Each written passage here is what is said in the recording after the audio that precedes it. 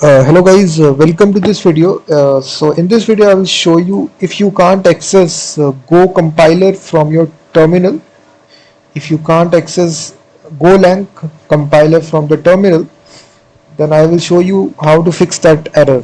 So Go is actually a programming language, and if you have installed Go language inside your system but you can't access it in the terminal, then potentially this is the number one reason. You need to open the C drive. By default it is stored in the C drive, and just search for program files.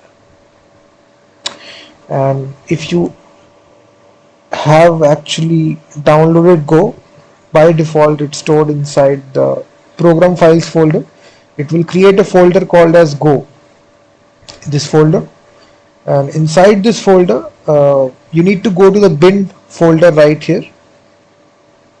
This is the Go executable.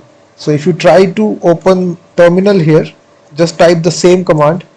Now you will see the Go compiler will perfectly work here. So you can see if I type the command here, so now the command is working, but it is not working globally. For doing this, you just need to right click, copy this path.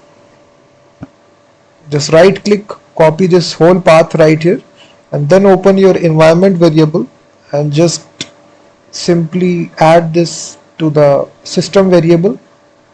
Just search for right here, which is path, and click on edit and just click the new entry and just paste this entire path. So as soon as you paste this entire path, click OK, and just restart the terminal and just type the same command Go once again, and now you will see the command will perfectly work. And this is the solution, guys. Hopefully your problem will be solved. Just follow the step-by-step instruction, and also check out my website freemediatools.com, which contains thousands of tools regarding audio, video and image. And I will be seeing you in the next video.